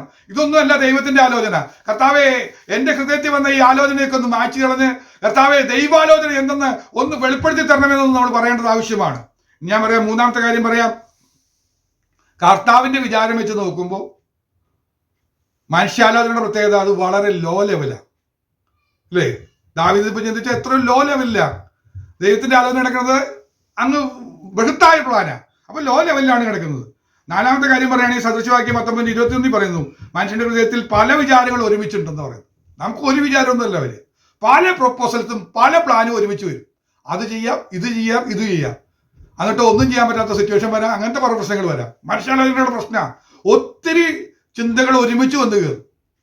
ഞാൻ അവിടെ പോകുമ്പോൾ അങ്ങനെ പറയും, അല്ലെങ്കിൽ വേണ്ട, അത് വേണ്ട, അത് വേണ്ട, അത് ശരിയാവില്ല, അത് ചിലപ്പോൾ അവർ തെറ്റിദ്ധരിക്കും, അതുകൊണ്ട് ഞാൻ ഇങ്ങനെ ചിന്തിക്കാം. നേരം വെളുത്തപ്പോൾ ആ ചിന്തയിൽ രണ്ടും പോയി, മൂന്നാമത്തെ ഒരു ചിന്ത വന്ന് കയറും. ഇനി നാലാമത് ആക്ഷൻ വരുന്ന സമയത്തോ ഈ മൂന്ന് ചിന്തയില്ലാത്ത വേറൊരു ആക്ഷൻ തമ്മിൽ വരികയും ചെയ്യും. ഇതാണ് മനുഷ്യാലോചനയുടെ പ്രശ്നം. ഇതൊന്നും നമ്മളിന്ന് കൺവെർട്ട് ചെയ്യപ്പെടണം. ദൈവമക്കളെ സംബന്ധിച്ച് ദൈവം ആഗ്രഹിക്കുന്നത് നിങ്ങൾ എന്നെ ആലോചന അനുസരിച്ച് നടപ്പേ, ദൈവാലോചനയ്ക്ക് അനുസരിച്ച് നടപ്പേ. നമുക്കറിയാം നമ്മൾ എന്താ ചിന്തിക്കുന്നതെന്ന് വെച്ച് കഴിഞ്ഞാൽ ഇസ്രായേൽ മക്കളെ പോലെ നമ്മൾ ചിന്തിക്കുന്നത്. ഞങ്ങൾക്ക് അപ്പം കിട്ടിയില്ല, ഇറച്ചി കിട്ടിയില്ല, ഇങ്ങനെ കുറെ പരാതി പറഞ്ഞുകൊണ്ടിരിക്കുമ്പോൾ ഈ പരാതി ഒന്നും ഇല്ലാത്തൊരു മനുഷ്യനുണ്ടായിരുന്നു. ഒരു മനുഷ്യന്റെ പേര് ഞാൻ പറയാം, മോശയ്ക്ക് ഈ പരാതി ഒന്നുമില്ല. മോശന് പറയുന്ന ഒരു കാര്യമുള്ളൂ, നിന്റെ മുമ്പായി നീ പോണം, നിന്റെ പിന്നാലെ ഞാൻ നടന്നോളാം. എനിക്കറിയാം നിന്റെ പിന്നാലെ ഞാൻ പോയാൽ നല്ല ഇടയനാണ്, അത് ദാവീദും പറയുന്നതാണ്. എനിക്ക് നല്ല ഇടയനുണ്ട്, ആ ഇടയന്റെ പിന്നാലെ പോയി കഴിഞ്ഞാൽ എനിക്കൊരു മുട്ടുണ്ടാകില്ല, എനിക്കൊരു പ്രയാസം ഉണ്ടാവില്ല, കുരുൾത്താഴ്വരെ ഒന്നും എനിക്ക് പ്രശ്നമില്ല. എനിക്കതുകൊണ്ട് നിന്റെ ആലോചന എന്റെ ഭാഗത്തോട്, സൗമ്യതയുള്ളവർക്ക് അവൻ തന്റെ വഴി പറഞ്ഞു കൊടുക്കുന്നു, സൗമ്യതയുള്ളവർക്ക് അവൻ തന്റെ വഴി പറഞ്ഞു കൊടുക്കുന്നു. അപ്പൊ ദൈവം തന്റെ ഈ വഴി പറഞ്ഞു കൊടുക്കും, ദൈവം തന്റെ വഴി പറഞ്ഞു കൊടുക്കുന്നുണ്ട്. കർത്താവെ, എന്നെ ഒന്ന് പഠിപ്പിക്കണമേ, എന്നെ ഒന്ന് ബുദ്ധി ഉപദേശിക്കണമേ. മറ്റൊന്നും അല്ലായിരുന്നു മോശയുടെ പ്രാർത്ഥന, നിന്റെ വഴി എന്നെ അറിയിക്കണമെന്നാ മോശ പ്രാർത്ഥിക്കുന്നത്. ദൈവമക്കളെ, നമ്മൾ പ്രാർത്ഥിക്കുന്നതോ എനിക്ക് അപ്പം വേണം, ഇറച്ചി വേണം, ഭൗതികമായ കുറെ കാര്യങ്ങൾ നമ്മൾ എണ്ണി പറക്കിക്കൊണ്ടിരിക്കുക. അതിനെക്കുറിച്ച് നമ്മൾ പ്രാർത്ഥിക്കേണ്ട ആവശ്യമില്ല. നമ്മുടെ അപ്പനല്ലേ, അപ്പനെ അറിഞ്ഞുകൂടെ നമുക്ക് ഫുഡ് വേണമെന്ന് പറഞ്ഞിട്ട് നമ്മൾ ഇന്ന ഫുഡ് വേണമെന്ന് പറഞ്ഞ് വെള്ളം വെക്കേണ്ട കാര്യം പോലും ഇല്ല. നമ്മുടെ ഇഷ്ടം അറിഞ്ഞ് മേടിച്ചു കൊണ്ടുവന്ന് തരുന്ന അപ്പൻ ഭൂമിയിലുണ്ടെങ്കിൽ സ്വർഗസ്ഥനായ പിതാവ് എത്രയോ അധികം നമ്മൾ ആ കാര്യം ഗ്രഹിക്കണം. അപ്പം മനുഷ്യന്റെ ഹൃദയത്തിൽ പല ആലോചനയുണ്ടെങ്കിലും ദൈവാലോചനയ്ക്ക് ഉള്ള വ്യത്യാസം മനസ്സിലാക്കി ദൈവാലോചനയ്ക്ക് വേണ്ടി നമ്മൾ പ്രിയപ്പെട്ടാൽ നമ്മുടെ ജീവിതത്തിൽ വലിയ മാറ്റങ്ങൾ വരും. ഇനി അഞ്ചാമത്തെ കാര്യം പറഞ്ഞാൽ മനുഷ്യന്റെ വിചാരങ്ങൾ ഓപ്പോസിറ്റാണ് ദൈവാലോചനയ്ക്ക്. നമ്മൾ നേരത്തെ പറഞ്ഞു ബാബൽ ഗോപുരം പണിയുമ്പോൾ ഉണ്ടായ സംഭവം നമ്മൾ പറഞ്ഞില്ലേ, നമ്മളങ്ങ് മറന്നുപോകും. ദൈവത്തിന്റെ ആലോചന എന്താണെന്ന് മറന്നുപോയിട്ട് അതിന് നേരെ വിപരീതമായി പ്രവർത്തിക്കാനുള്ള ഒരു ത്വര നമ്മളുണ്ട്. അതിന് കാരണം എന്ന് പറഞ്ഞാൽ അതിന് പ്രേരക ശക്തി വേറൊന്നല്ല, അന്ധകാര ശക്തിയുടെ സ്വാധീനമുള്ളിടത്തോളം കാലം ദൈവാലോചനയ്ക്ക് വിപരീതമായി പ്രവർത്തിക്കാൻ ഈ സ്വാധീന ശക്തികൾ നമ്മെ പ്രേരിപ്പിച്ചുകൊണ്ടിരിക്കും. അത് നമ്മളെ ഇടപെടുന്നത് മണ്ഡലം വേറെ അല്ല, നമ്മുടെ ചിന്താമണ്ഡലത്തിലാണ് അത് ഇടപെടുന്നത് എന്ന കാര്യം നമ്മൾ തിരിച്ചറിയണം, ഗ്രഹിക്കണമെന്ന് ഞാൻ ഓർമ്മപ്പെടുത്തുകയാണ്. ആറാമതായിട്ട് പറയുന്നത്, പ്രതീക്ഷിക്കാത്തത് നമ്മുടെ ജീവിതത്തിൽ കടന്നു പോകുമ്പോൾ നമ്മളങ്ങ് ചിന്താഭാരങ്ങളിൽ വരും, നശിച്ചു പോകുമെന്ന് വിചാരിക്കും. ശിഷ്യന്മാർ ചിന്തിച്ചതുപോലെ നിങ്ങൾ നശിച്ചു പോകുന്നതെന്ന് എനിക്ക് വിചാരമില്ലയോ? നമ്മൾ നശിച്ചു പോകുന്നില്ല. നമ്മുടെ ജീവിതത്തിൽ പ്രതീക്ഷിക്കാത്ത സംഭവിക്കുന്നതും ദൈവത്തിന്റെ പദ്ധതിയിലാണെന്ന് നമുക്കൊന്ന് ഗ്രഹിക്കാൻ കഴിഞ്ഞാൽ നമ്മൾ നിരാശപ്പെടുകയില്ല. നമ്മൾ അവിടെ എത്തുമ്പോഴാണ് ചിലപ്പോൾ നമ്മൾ കട്ടായി പോകുന്നത്. പ്രതീക്ഷിക്കാതെ സംഭവിക്കുമ്പോൾ ദൈവാലോചന എന്താണെന്ന് തിരിച്ചറിയാൻ കഴിയാതെ നമ്മൾ നിരാശപ്പെട്ട ദൈവത്തെ തള്ളിപ്പറയും, നമ്മൾ മാറുകയൊക്കെ ചെയ്യും. അത് വരാതിരിക്കാനായിട്ട് നമ്മൾ വളരെ ശ്രദ്ധിക്കണം. അതുപോലെ തന്നെ ഏഴാമത്തെ കാര്യം പറയുമ്പോൾ യാക്കോബ് പറയുന്നത് 4-ാം അധ്യായത്തിൽ പറയുന്നത്, നാളത്തെ എന്തെന്ന് അറിയാത്തവരാണ് നമ്മൾ. നാളത്തെ കാര്യത്തെ കുറിച്ച് നമുക്ക് അറിഞ്ഞുകൂടാ. എന്ത് വിചാരങ്ങൾ നമ്മുടെ വിചാരങ്ങൾ നടപ്പാകണമെന്ന് ഒരു സാധ്യതയില്ല. കാരണം നമ്മൾ ആ വെറുതെ ആവി പോലത്തെ മനുഷ്യരാ. ചിലപ്പോൾ നമ്മൾ ചത്തുപോകാൻ സാധ്യതയുണ്ട്. ഇന്ന് കാണുന്ന നാളെ മാഞ്ഞു പോകുന്ന ആവി പോലെയാണ് നമ്മുടെ ജീവൻ എന്ന് പറയുന്നത്. അതുകൊണ്ട് നമ്മുടെ പ്ലാനുകളൊക്കെ പലപ്പോഴും പരാജയപ്പെട്ടു പോകാം എന്ന് തിരിച്ചറിയുകയാണ്. അപ്പോൾ നമ്മൾ ചെയ്യേണ്ട കാര്യം എന്താ വെച്ചാൽ ദൈവാലോചന പ്രാപിപ്പാൻ എന്ത് ചെയ്യണമെന്നുള്ള കാര്യങ്ങൾ ഒറ്റ വാചകത്തിൽ ഞാൻ ഒരു വിശദീകരണം കൂടാതെ പെട്ടെന്ന് പറഞ്ഞ് അവസാനിപ്പിക്കാൻ പോവുകയാണ്. സമയത്തിന്റെ പൂർത്തീകരണമായതുകൊണ്ട് ഞാൻ പെട്ടെന്ന് നിർത്താൻ പോവുകയാണ്. ഒന്നാമത് ഞാൻ പറഞ്ഞു, മോശ പ്രാർത്ഥിച്ച പോലെ നമ്മൾ പ്രാർത്ഥിക്കണം. അതുകൊണ്ടാണ് കർത്താവ് പറഞ്ഞത് സ്വർഗത്തിലെ ഇഷ്ടം പോലെ ഭൂമിയിലും ആകണമേ എന്ന് പ്രാർത്ഥിക്കാനായിട്ട് പ്രാർത്ഥന പഠിപ്പിച്ചപ്പോൾ പറയാനും കാരണം. അപ്പൊ നമ്മൾ എല്ലാ ദിവസവും പ്രാർത്ഥിക്കണം, കർത്താവേ അങ്ങയുടെ ആലോചന ഇന്ന്, അങ്ങയുടെ പ്ലാൻ എന്താണെന്ന് എന്നെ അറിയിക്കണമെന്ന്. അത് സൗമ്യതയോടെയാണ് നമ്മുടെ ജീവിതം നയിക്കുന്നതെങ്കിൽ അവൻ അത് ദിവസവും ഡെയിലി പറഞ്ഞു തരും. ഇന്നത്തെ പദ്ധതികൾ പ്രോജക്റ്റ് ഇന്നൊക്കെയാണ് എൻ്റെ കാര്യങ്ങളെ കുറിച്ചുള്ള ലിസ്റ്റ് സംഭവിക്കാൻ പോകുന്നതെന്ന് വെളിപ്പെടുത്തി തരും. അപ്പോൾ പ്രാർത്ഥനയാണ് ഒന്നാമത്തെ വഴി. രണ്ടാമത് നമ്മളെക്കുറിച്ച് പറയുന്നത് നമ്മൾ കർത്താവിന്റെ മനസ്സറിയുന്നവരാന്ന് പറയുന്നത്. അതെങ്ങനെയാന്ന് വെച്ച് കഴിഞ്ഞാൽ വചനവാരിയിലൂടെ കർത്താവ് വെളിപ്പെടുത്തി തരും. ഇത് നിന്നെക്കുറിച്ചുള്ള ദൈവിക ആലോചനയാണ് വായിക്കുമ്പോൾ കഴിച്ചു തരും. യെസ്, ഇത് നിന്നോടുള്ള ആലോചനയാ. കർത്താവ് ബൈബിൾ വായിച്ചിട്ട് പറഞ്ഞതെന്ന് പറയാ, പുസ്തക ചുരുളിൽ എന്നെക്കുറിച്ച് എഴുതിയിരിക്കുന്നു. ഈ പുസ്തക ചുരുളിൽ നമ്മളെക്കുറിച്ചുള്ള കാര്യങ്ങൾ എഴുതി വെച്ചിട്ടുണ്ട്. അത് ഹൈലൈറ്റ് ചെയ്ത് കാണിക്കും. ഇതാണ് നിന്നെക്കുറിച്ചുള്ള ആലോചന. അത് ഹൈലൈറ്റ് ചെയ്ത് കാണിക്കും. അപ്പൊ രണ്ടാമത്തെ വഴി വചനവായനയിലൂടെ ദൈവാലോചന വെളിപ്പെട്ട് കിട്ടും. മൂന്നാമത്തെ കാര്യം പൗലോസ് അപ്പോസ്തലൻ പറയുന്നുണ്ട്, ദൈവത്തിന്റെ ആലോചന അറിയാൻ ഞാൻ കർത്താവിന്റെ മനസ്സിൽ ഉറപ്പിച്ച് നിങ്ങളെ പ്രബോധിപ്പിക്കും. നിങ്ങൾ ബുദ്ധിയുള്ള ആരാധനയായി നിങ്ങളുടെ ശരീരങ്ങളും ജീവനും വിശുദ്ധിയും ദൈവത്തിന് പ്രസാദമുള്ള യാഗമായി സമർപ്പിപ്പിൻ. നിങ്ങൾ ലോകത്തോട് അനുരൂപപ്പെടാതെ മനസ്സ് പുതുക്കി രൂപാന്തരപ്പെടുവിൻ. അപ്പോഴാണ് ദൈവപ്രസാദം മനസ്സിലാക്കാനായിട്ട് കഴിയുള്ളൂ. മനസ്സ് പുതുക്കി രൂപാന്തരപ്പെടുക, മൈൻഡിനെ ഒന്ന് റിവൈവ് ചെയ്യുക. യാക്കോബ് ചിന്തിച്ചതുപോലെയോ ദാവീദ് ചിന്തിച്ച പോലെയോ ചിന്തിച്ച് നമ്മൾ നിരാശപ്പെടാതെ ചിന്തിക്കുക, എന്നെ കുറിച്ചുള്ള പദ്ധതി ദൈവത്തിനുള്ളത് കൊണ്ട് ഞാൻ ഈ കാണുന്ന കാര്യങ്ങളെ അറിയുന്നുള്ളൂ. കാണാമറയത്ത് നടക്കുന്ന കാര്യങ്ങൾ ദൈവത്തിന്റെ സന്നിധിയിലായതുകൊണ്ട് അത് വെളിപ്പെടുത്തി തരണമെന്ന് നമ്മളൊന്ന് ചിന്തിച്ചാലും ചിന്തയൊന്ന് മാറ്റി വെച്ച് കഴിഞ്ഞാൽ കർത്താവ് വെളിപ്പെടുത്തി തരും, ബ്രൈറ്റ്നസ് കാണിക്കും. ഇതാണ് നന്മയുള്ള കാര്യം, ഇതാണ് ദൈവത്തിന് പ്രസാദമുള്ളത്. ഇവിടെയാണ് പൂർണ്ണത എന്ന് പറയുന്ന ആ ഫിനിഷിങ്, ആരംഭത്തിൽ തന്നെ അവസാനവും ആ ഇടയ്ക്ക് സംഭവിക്കാൻ പോകുന്ന കാര്യങ്ങളും വെളിപ്പെടുത്തി തരുന്ന ദൈവം മനസ്സ് പുതുക്കുന്നവർക്ക് വെളിപ്പെടുത്തി കൊടുക്കും. എന്ന് പറഞ്ഞാൽ എങ്ങനെ മനസ്സ് പുതുക്കുന്നത്? ദൈവത്തിങ്കിലേക്ക് മനസ്സ് പുതുക്കുകയാണ്, ദൈവത്തിങ്കിലേക്ക് ആലോചന വരികയാണ്. എനിക്ക് മറ്റതൊന്നും വേണ്ട കർത്താവ്, എൻ്റെ ബുദ്ധി വേണ്ട നാഥ, എൻ്റെ ആലോചന വേണ്ട നാഥ, അങ്ങ് വെളിപ്പെടുത്തി തരണം, ഞാൻ അതിനുവേണ്ടി ഒരുങ്ങുന്നു എന്ന് പറഞ്ഞ് മനസ്സൊന്ന് പുതുക്കുകയും ഞാൻ ഈ റൂട്ടിലൂടെ സഞ്ചരിക്കാൻ ആഗ്രഹിക്കുകയാണ്, വഴി അങ്ങയുടെ വഴിയിലൂടെ സഞ്ചരിക്കാൻ ആഗ്രഹിക്കുകയാണെന്ന് പറയാനായിട്ട് കഴിയണം. നാലാമത്തെ കാര്യം പ്രവാചകന്മാരിലൂടെ വെളിപ്പെടുത്തി തരും. ശരിയാണോ? ദാവീദിന് ഒരു ആലോചന ഉണ്ടായി, വലിയൊരു ആഗ്രഹം ഉണ്ടായി, നല്ലൊരു ആഗ്രഹമായിരുന്നു, ആലയം പണിയണമെന്ന്. അപ്പൊ പ്രവാചകനെ വിട്ടിട്ട് പറഞ്ഞു, നീ ആലയം പണിയണ്ട, നിന്റെ മകൻ പണിതോളും. നിന്റെ ആലോചന അതല്ല, കറക്റ്റ് വേണ്ടത്, എന്റെ പ്ലാനിലുള്ളത് രക്തം ചൊരിഞ്ഞ നീയല്ല ചെയ്യേണ്ടത്. ശലോമോന്റെ കാലത്ത് പണിയപ്പെടണം, രക്തം ചൊരിയാത്തവൻ വേണം ആലയം പണിയാൻ. ഒരു തുള്ളി രക്തച്ചൊരിച്ചില് ശലോമോന്റെ കാലത്ത് വേണ്ടി വന്നില്ല. കാരണം എന്താ? ഒരു യുദ്ധം ഉണ്ടായില്ല ശലോമോന്റെ കാലത്ത്.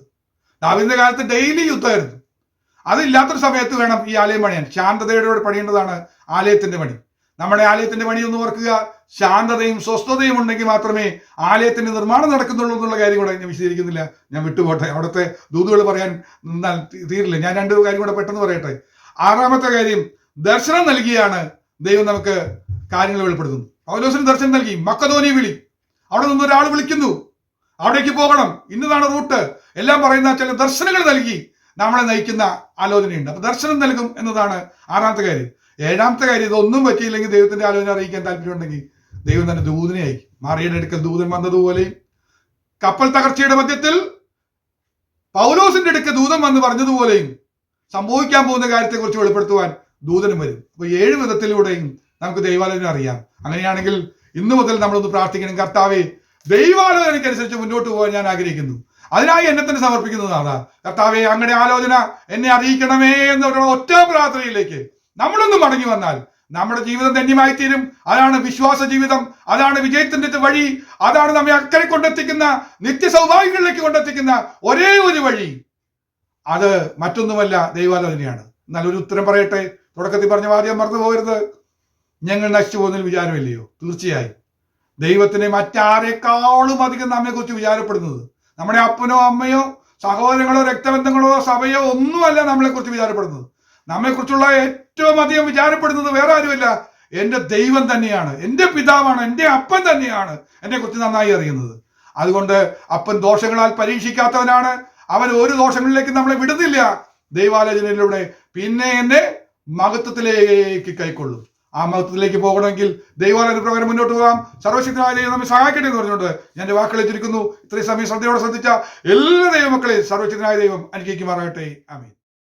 എന്നെ കരുതും, എന്നെ പുലർത്തും, എന്റെ ആവശ്യങ്ങളെല്ലാം